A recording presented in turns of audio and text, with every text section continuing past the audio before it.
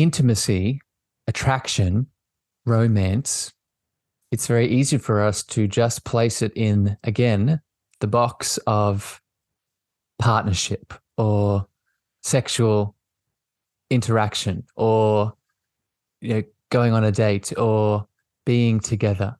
And it's definitely all those things. But intimacy, romance, sexual connection could happen in any kind of relationship, could happen in any kind of dynamic. It doesn't need the box of sexual intercourse or romantic partnership for it to flow. So I say that to encourage, and I'll answer your question directly here, Cara. When you are, in my case, within a business where I'm doing this podcast and I coach people, help people, we can actually invite that sexual energy in through any of our interactions if we desire it. Because what does that sexual energy allow us to do? It allows more creation energy to flow. What is my intention with this show? To allow the creation energy to flow, to create a conversation that gives guidance to other people. Welcome, beautiful beings, to season 2 of the Cosmic Love Antenna podcast with your host, Harrison Ma. This podcast sets the loving intention of creating the mystical space needed to pull back the layers restricting health, alignment, and love. Now let's walk you home to your cosmic spiritual heart space. Good morning, evening, afternoon, beautiful beings. Welcome back to the show, and welcome back to another solo-sode with myself, but today a beautiful guest from the community. So a solo-sode plus a community coaching episode for people that are new to this dynamic, have just started tuning in. This is the style of show where I get the divine pleasure to be joined by a beautiful member of the community who I'll introduce in 2 seconds to get into a particular topic with some laser-focused practical insight, tips, and support to help you go deeper. The intention here today is to help the beautiful soul I have on the show and also help you, the listener, right, in a new kind of way. If this hits your heart today, if it gives you some value, please share this out with a lover. If it gains some extra layer of insight within your heart, remember you can always support the show by heading over to Apple and Spotify and leaving your feedback. But regardless, I hope you get so much value out of this. Today, we're going to speak about all things romance, attraction, and sexual connection, a topic that I've spoken about to a degree, but haven't done a dedicated show around yet. So I'm excited to go into some new grounds. The beautiful community member I have on the show today, helping me go into this loving conversation, is the beautiful Cara. Cara, do you want to say hi, my friend? Hi. Yeah, I'm really happy to be here. I'm really excited, Harrison, for this opportunity with you. So, and I hope it's going to bring a lot to everyone as well. So, How are you feeling, Cara? I know you said you were excited, but what other feelings would you say are on your heart before we get started? I suppose nervous, because this is the first time I've actually, come in and done a podcast. So, but something I think about a lot, and, I do like to chat and talk and get it out there. So yeah, this is good. But a little bit nervous, but we're just free winging it today, sort of. And so let's dive deeper into that, Cara. Let's explain to people listening, because I think this is going to help the beautiful audience sort of tune in a little bit deeper. This topic today of romance, sexual connection, attraction, why is this important to you? I think because it's a continuation of my journey.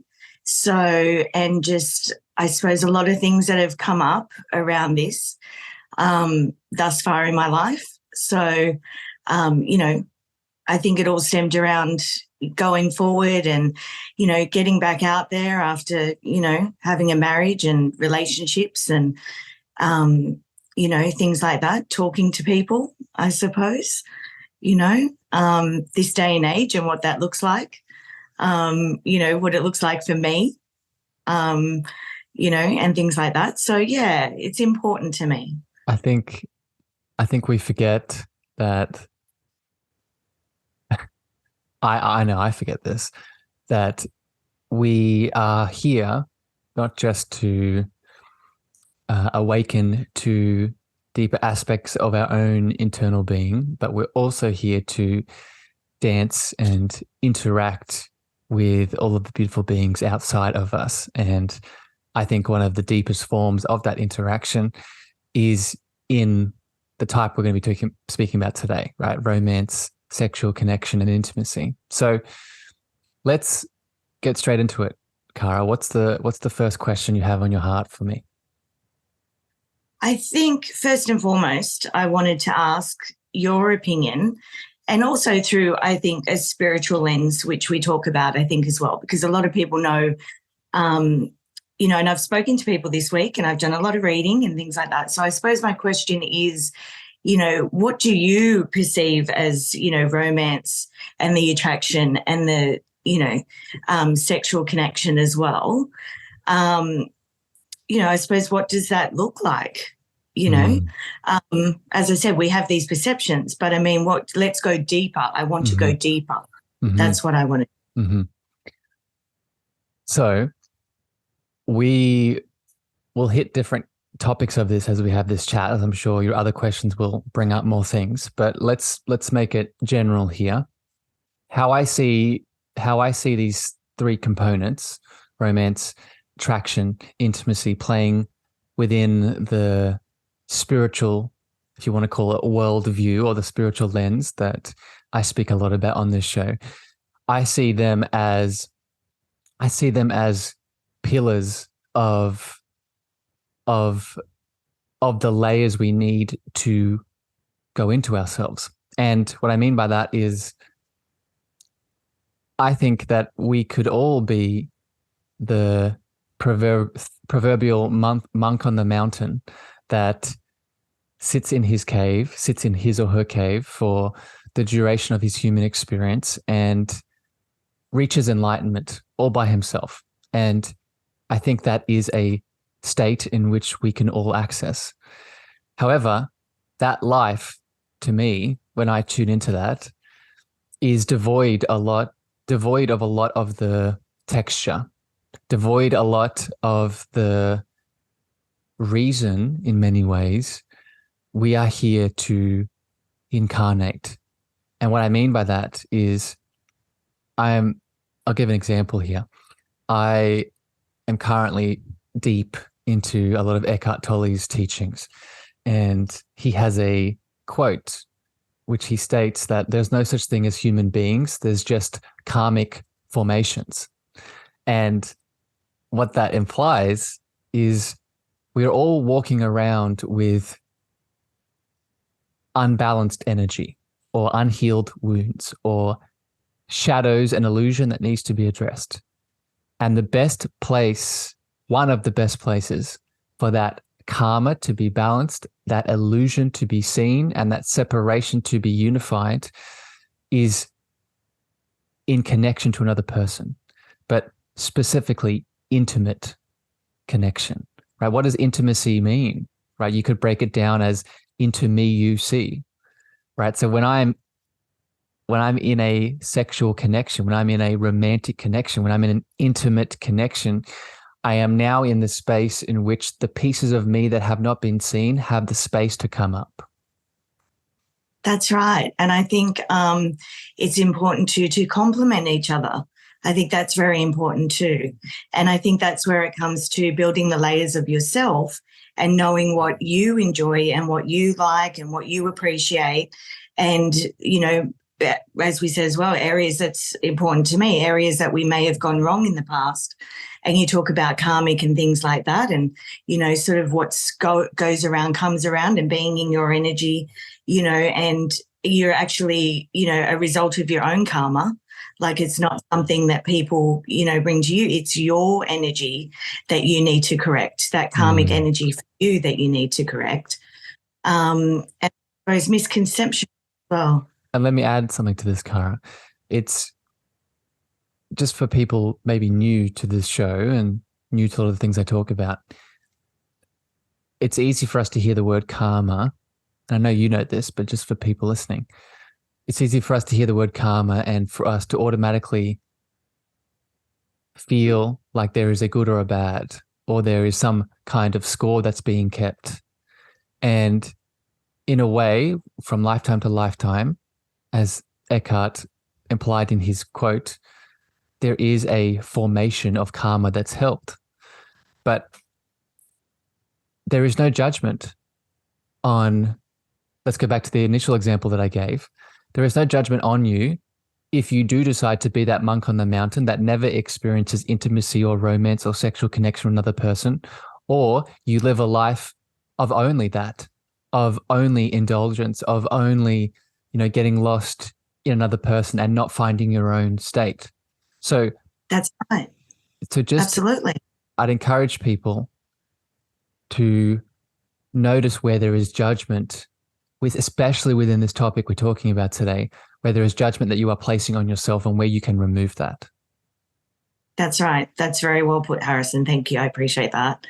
I think so, because there is a lot of misconception. And I think especially, I've been married, and I was married quite a long time, and, together for 12 years. And, I think there was a lot of misconceptions of, there was a lot that I thought we were going down the right path. The friendship basics and the, what else is it? And the romance, having the romance and the expensive gifts and the outings and the holidays with each other and all the fun things that, get to know each other. And as I said, friends, first, like it was, a good 12 months, if not more, before we actually established a connection.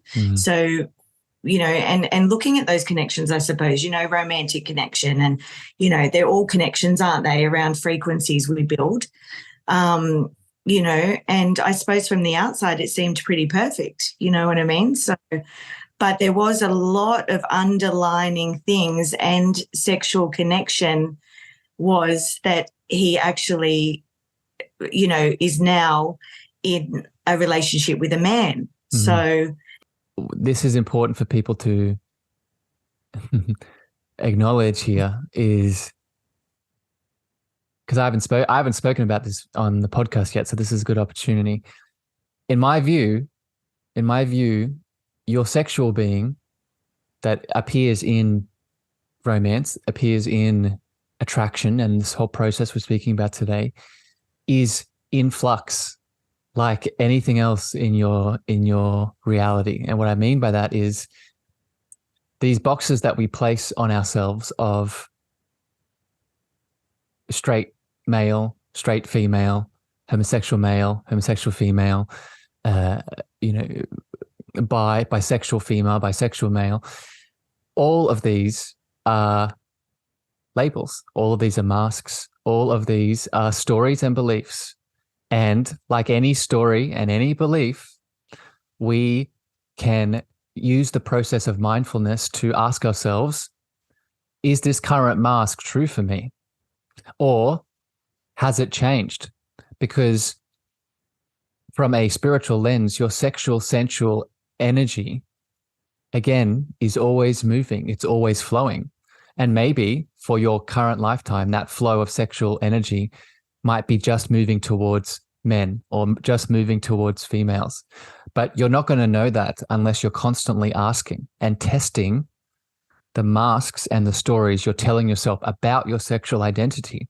Because this is, you got me going now, Cara. This is where a lot of tension can arise, right? If we have a mask on in our sexual relationships and that mask is not what we currently are, then it's very easy for us to project onto our partner and think that they're the problem. But in reality, it's us not taking off the mask that hasn't aligned with our truth. That's right. That's exactly it. And I think, that created quite a few issues and things like that. But yeah, exactly. It's masks that are placed on ourselves. And I think well, I know I did that too. I think, and I think when we do that, well, in my experience, when you do that and you place those masks, you generally go down a road that, perhaps isn't the one well, long term. more than likely, always. Yes, that's right. Long term. That's right. And that's what I saw, marriage for me was a whole, oh, yes, I must do it before, I get too old, or, I must have children before my eggs shrivel up and die, and, all these kind of masks again. Yeah. And again, more stories, Cara, more stories. yes, that's right. I created so many stories around these things, around romance, around, and this is why I wanted to speak about it, and around attraction and around all these things, because even with attraction, I had a lot of people, coming away from my marriage, I suppose, and dating again, and even just talking to people in life in general. I create a lot of attraction to myself in others. I can stand somewhere and people will be, standing on me, yes, and I'll be, oh, okay. And, wanting to talk to me, wanting to be in my company, wanting to, open that invitation. But in saying that, I think there's a lot of misconceptions around that too. There is. And so we can always test, right? So I want to encourage people to, this is where the power of the heart comes in, right? If you're feeling this pressure from the external world and these expectations are being placed on you, especially within your romantic, intimate relationships, then come back into that heart and ask, right, is this true for me? Is this aligned for me right now? And it is one of the most courageous things that you can do, to drop into your heart and do the thing that's against those expectations. But it's usually that thing that's against those expectations that's for your highest good, right? So, Cara, let's flow on here. What's next on your list, on your heart today? Okay, so I think also, I suppose, around the attraction and things like that as well, how can I suppose, stop and I guess I sort of know this myself, but how can I, because I am a person that goes out with the heart. I take a lot of, I'm not a real deep thinker. I'm not a real, conscious kind of, by the book kind of girl, and things like that. So I think my question to you is, how can I, draw, not put that energy out so expansively that it brings in the misconstrued conception that I'm just a flake, or Yep. Yep. I'm got it. I'm dizzy. Yep. Yeah. So first thing I would say is drop those labels. So you said a couple there, right? Let's just use the flake, right? We are never, and I want to say this so clearly for everyone to hear, we are never going to be able to control the perceptions of the outside world, especially as we start to awaken. Because as we start to awaken, our light illuminates the darkness. And it doesn't just illuminate the darkness inside of us, it illuminates the darkness in the people around us. So what I'm getting at here in relation to our sexual attraction and the intimacy and romance we're looking to either engage in or just, show interest in, we are going to attract the whole spectrum. And I'm going to give a practical tip here on how to bypass this. But just understanding this, firstly, realizing that you're not doing anything wrong. You're not broken. You're not too much. You're not too sensitive. You're not too sexual. You're not too sensual. Whatever it is, inside of you, Cara, you know this, but I'm going to say this for everyone's understanding.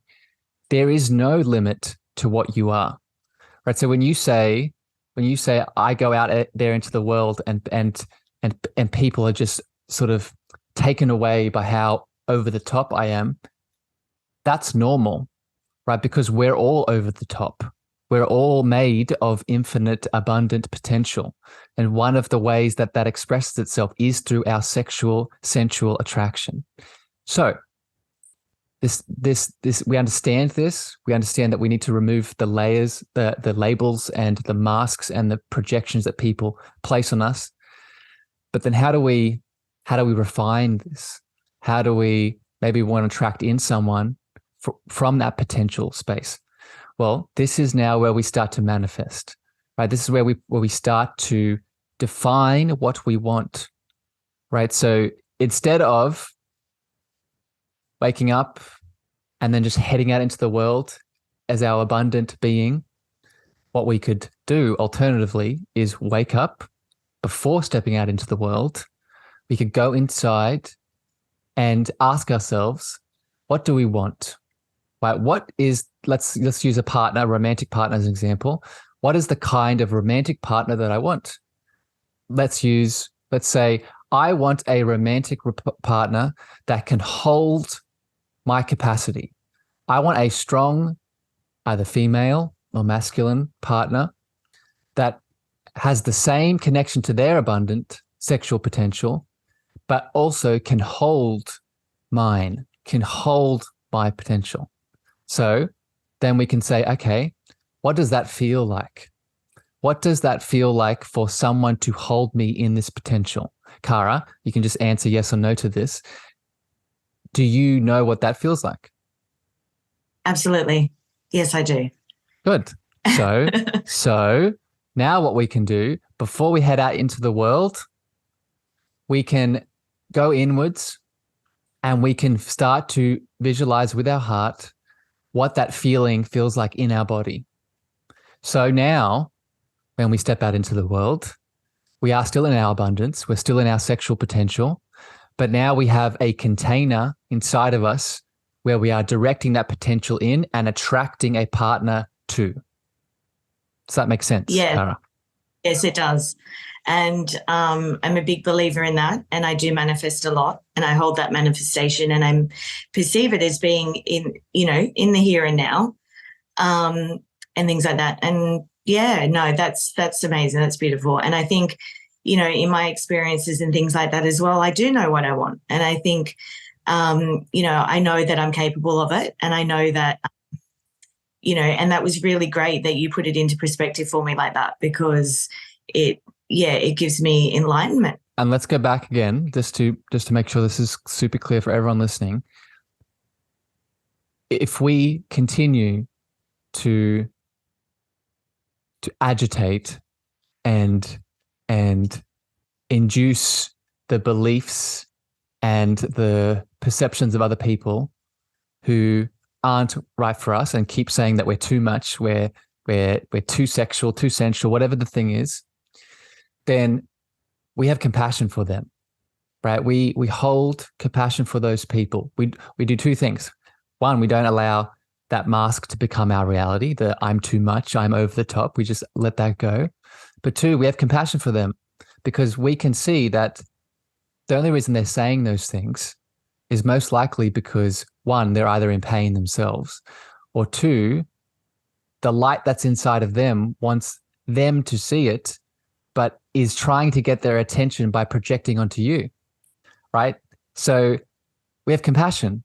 We say, oh, they're on their journey, right? I let this mask go and I have compassion for them on the path that they are on.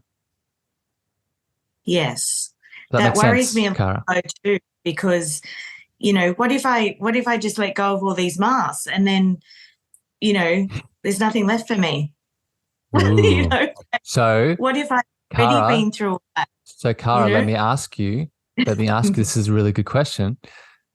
Mm-hmm. The piece of you that just said, what if there is nothing left for me? What part of you is saying that? I suppose my Neanderthal experiences, just, and I suppose as well, I just, in this whole thing of romance and attraction and sexual attraction and all that sort of stuff and connection, I think, I know and I feel where I'm at so much, and I know that people know too. And I suppose I want to, and they do, it's almost like I have so much light that they suck the light from me. And then, I get, sort of into a darker space, So, good. So this brings up another topic. So when we're in those situations, because, terms like energy vampires and, Yes. you know, people that just, again, people that are projecting their pain onto us, this is where we need self-awareness, right? We need self-awareness to know when we need to put up boundaries. Okay, this is where boundaries come in. This is where our energetic parameters come in. This is where we use our voice. This is where we speak our truth, right? This is not where we allow ourselves to become the victim. This is not where we allow ourselves to become our old stories from our past or the concerns of the fear of the future. This is where we now step into, this is where we can shift, right? We shift from that sexual, sensual attraction state.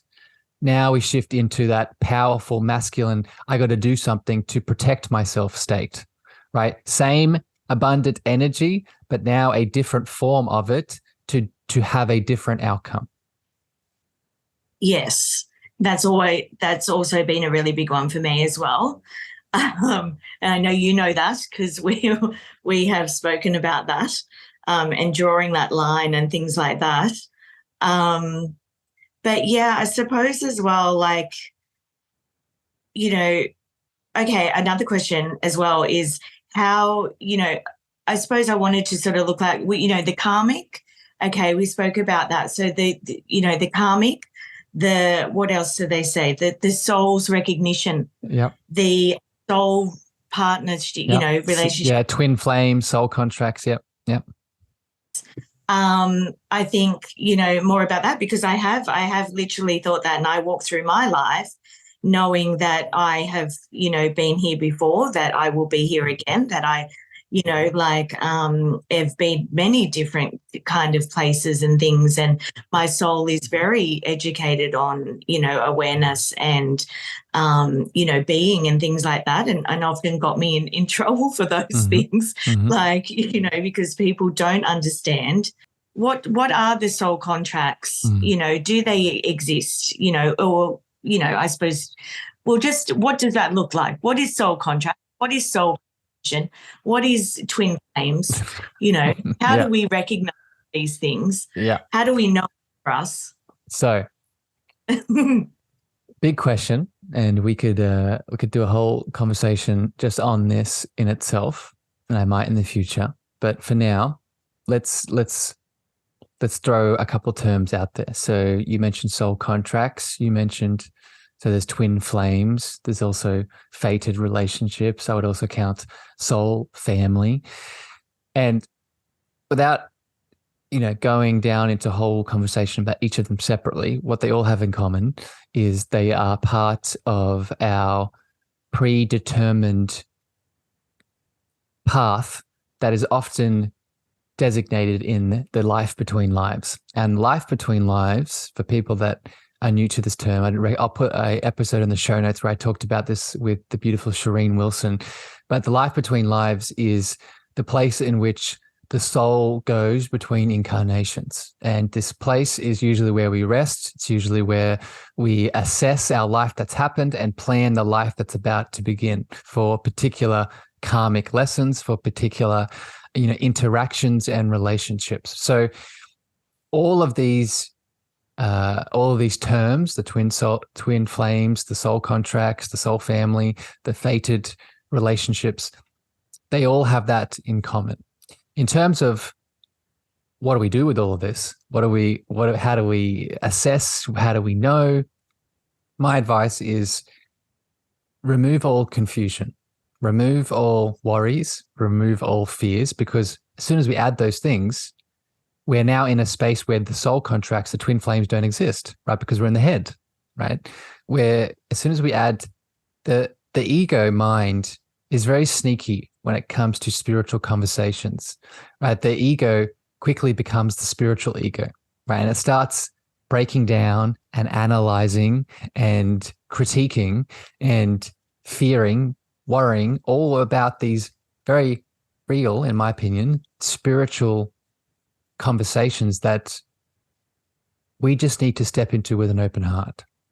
So to answer this more specifically and precisely, you will know if you are in a twin flame relationship. You will know if you are connected to soul family or a soul contract, because your heart will speak, right? Until that happens, until that sign occurs, you don't need to get lost in it, right? Because if you do get lost in it, it becomes another false reality, right? We're projecting into the future, right? We're projecting into the future of, will I find that twin flame? Will that soul contract add into my life? Will I, insert here?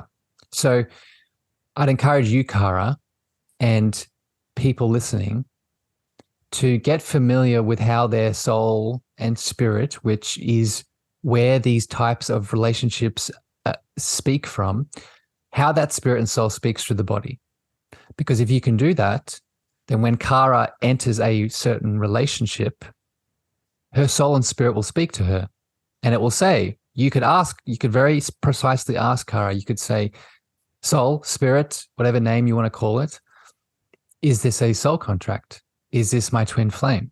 Is this, insert here? Does that help, Cara? Great. Yes, absolutely. No, that's beautiful. Thank you. I appreciate that as well. Yeah, I think so. And also, okay, so I suppose now going into sexual connection, mm-hmm. and, can we have sexual connection outside without being physical? Can we have sexual connection just, feel another from another space? Yeah. And, I suppose enjoy that person in that space. Without the physical. That's right, yes. And I suppose it comes around attraction too. You might be attracted to someone, and then is that just a visualization, or is that actual recall to they are feeling the same, and you are actually experiencing that energy exchange, in the 3D. Yep. But I suppose, outside of that, when you're feeling, and I don't mean just you feel horny or sexual or no. So let's break this down, Cara. So this is a really good question, and I have a theory here that I think a lot of scholars could probably validate, but I'll just put a disclaimer and say this is just my opinion based off what I've discovered. When you look at all of the religious persecution that has occurred throughout the ages, what is one of the themes of that religious persecutions? One of the themes is persecution of the feminine, and the other theme is the persecution of sexual energy, sexual pleasure, not just between a man and a woman, or a woman and a man, or a man and a man and a woman and a woman, but also between the sexual energy within oneself, right? How much are we shamed and blamed within a religious context for self-pleasure? So I bring up that example not to hate on religious belief systems. I bring up that example to highlight something very important. And it's this, let me ask a question. Within these religious groups, if we can understand these two themes, we could ask another question. Why? Why was the sexual energy persecuted? Why was the sexual intimacy so pushed away and shunned? And this is where my theory comes in. I feel it's because our sexual energy is a gateway to our divinity. Our sexual energy is an outlet, is an output of our connection to our deepest power, is a output to our connection. Yes. When we are connected into our presence, our deepest self, the sexual energy is an output of that. So going back to your question, Cara, can I feel sexual energy in the direction of another person or about some other person without the physical? The answer is yes. Because can you feel that divinity without physical connection? The answer is yes, right? This is why this is why I can do Reiki. This is why I can speak to you here on this Zoom, Cara, even though, you know, you're on the other side of the country, but the connection is there. So sexual energy, sexual intimacy, sexual connection is no different. And while if we can be physical, what we are now doing, we're adding extra senses, right? And it is through the body that divinity speaks. So that sexual connection will be enhanced. It is not dependent on it. No, I agree. I don't think so either. I think that it is very, it's a very, very powerful source of energy. And I think it's a very divine energy. I think it's a very spiritual energy, you know, and I think if we can all embrace that, would be amazing. And I think when I feel that, I feel it in my chakra space, you know, and I feel it opening into my heart and my heart expanding with that energy. And just, you know, I feel alive. And I think people, you know, should get to experience that. I think that's a really beautiful thing. And I think that is just, you know, and it's so with the senses of our body, I think it's fantastic. Cara, let me share a tip here for you and for people listening, because you just outlined something. I don't think you even caught yourself saying it. I want to just pull this out for everyone's sake. You just described that you felt the sexual energy in that sacral space, right? And that's not a coincidence. I have a term that I use called the sacral tree, right? Your sacral tree is the roots of the tree are the sacral chakra, and then the branches are your sexual energy, your creative expression, your inner child. They're all the branches of that same sacral space, right? It's all connected. But what you just highlighted is the energy didn't stay there. You then transferred it, or you felt it shift into the heart. That's right. And this is a practice that we can all learn to do, right? It's very easy for us, and I've experienced this in my past, when we feel sexual energy moving through us, especially in relation to someone else, in an intimate connection to maybe someone we desire, it's easy to get lost in the urge to do something about it. The urge to, I feel horny, or I feel this sexual energy, so now I need to go and talk to that person, or now I need to go engage with that person so this energy can be manifested. And while that is one option, definitely, if it's the right set and setting and you feel like doing it, go for it. I want to encourage people that it's not the only option. We can also do what you did and actively transfer that energy, let it flow upwards, because remember, our chakra system is a flow of energy upwards. We can flow it into our heart, so it now becomes a gateway to our divinity.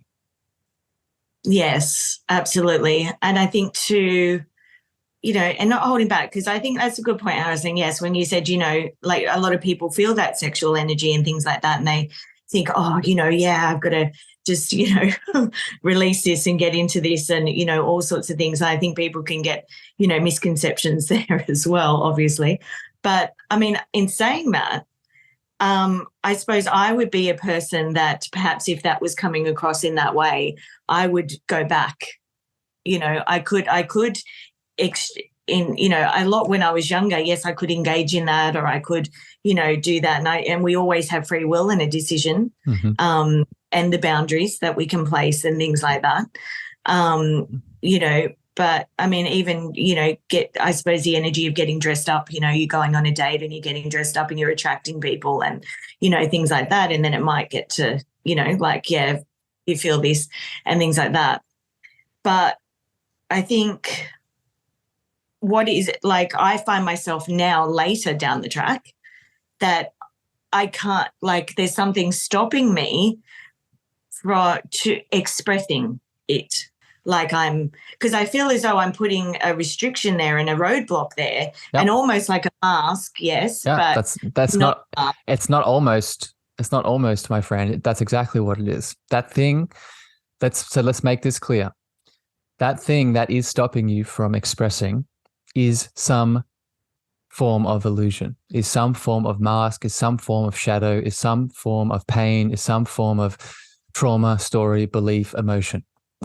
Either one of or all of the above. And in that moment, I'd encourage you, Kara, and people listening that can relate to what Kara is saying, that is where we direct our attention and awareness towards, right? We don't become the victim. We don't become, oh, I'm doing that thing again, or, oh, this is just the way it is. No, we take that same potential, that same abundant state we were just in a second ago, that we just felt towards the person that we need to speak. And now we direct it towards that piece of us that is taking us away. Because that piece, Kara, you know this, but again, this is for everyone's sake. That piece that is stopping our expression is most likely our piece of us that is in pain, that is in some kind of story loop. I don't deserve to speak. I'm a woman. I'm a man. I'm this person's not good enough. I'm not worthy. Whatever the thing is, it's in pain. So how do we support something that's in pain? How do we support something that wants to move to that pain? Do we become the thing? Do we ignore the thing? Do we get angry at the thing? Or do we direct the love towards it so it can be released? Yes. I think, that's very true too. I think, but how do I release that, Harrison? What if I'm feeling so much of that and living in my life like that? Because that's what I do. Where I get my huge, my light is strong. Yes. It's very powerful. So full stop, Kara. I'm full doing stop. all the work. So yes. That's the first thing I would say. So, I've noticed a couple of times in this chat, Kara, you keep adding more to that sentence, right? You say, my light is strong. My light is strong. I am strong. Then, but, or full stop. I am strong. I am light. I am powerful. That's it. Yes. Whatever Staying comes, within that. yeah. And whatever comes after that, that's the thing. That's the thing to bring That's your right. awareness to, right? I'm using this as an example for everyone listening, right? Notice, because this becomes so habitual, right? This becomes so commonplace for us that it becomes unconscious, right? I'm going to share another quote here from Mr. Carl Jung, right? Until we make the unconscious conscious, it will direct our lives and we'll think it's fate, right? Until we make the unconscious conscious, it will direct our lives and we'll think it's fate. So going back to your example, Kara, catch yourself in those words that you are either projecting or speaking to yourself, and that will change it. Yes. And not going into, you taught me about not going into the stories. The stories aren't relevant, all the time. Sharing is caring and caring is love. But, and I say that a lot, but, I suppose, this is really great. Kara, we probably have time for one more question here before we wrap up. Anything else on your heart I can support you with? I suppose I'll ask you, with doing this podcast, what attracted you to me and inboxing me? Let's talk about that. Mm-hmm. How, where does the attraction? That's right. What could you see in me that you knew? Mm-hmm. And I suppose that's what it comes down to too, when when we work with you, things like that, the question is asked and the interviews are had and, things like that. So that connection that, Because what you're hitting on here, and I'll expand on this for people listening, intimacy, attraction, romance, it's very easy for us to just place it in, again, the box of partnership or sexual interaction or going on a date or being together. And it's definitely all those things. But intimacy, romance, sexual connection could happen in any kind of relationship, could happen in any kind of dynamic. It doesn't need the box of sexual intercourse or romantic partnership for it to flow. So I say that to encourage, and I'll answer your question directly here, Kara.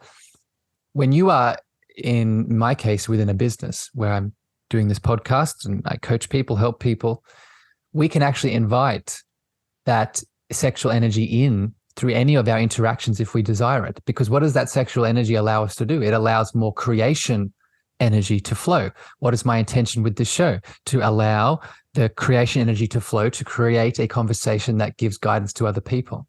So going back to your question, Kara, I picked you because it felt good.